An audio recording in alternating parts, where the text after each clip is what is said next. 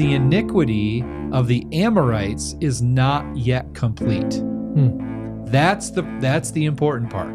The iniquity of the Amorites is not yet complete. So again, we're talking about societies and people in our world. As humans, we can get to the point of no return. And that's what that was just describing. The Amorites. Okay, so who are the Amorites? The Amorites were related to the Canaanites, the Jebusites. They were all, yeah, pretty much. And they were the ones that would inhabit the promised land while Abraham's descendants are in slavery. Egypt. Okay. Yep.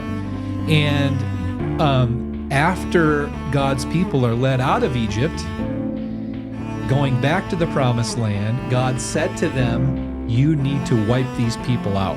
So again, genocidal stories. God sanctioned genocide, right? Yeah. Why? Goes back to what we just read.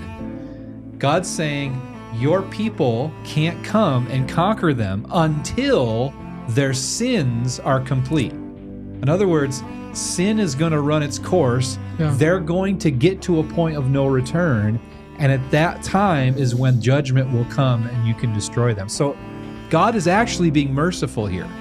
That is probably the one thing that I think people have difficulty understanding, that God is being merciful when he takes or allows an action that brings about this type of tragedy.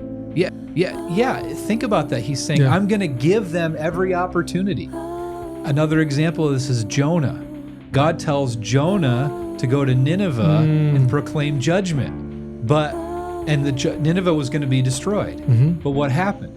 They heard that message and they repented. Right. They turned away from it and their city was saved.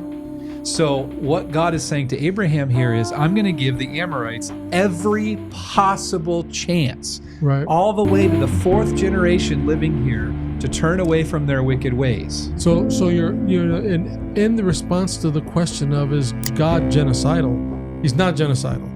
You're saying his actions are actually merciful if you look at it properly.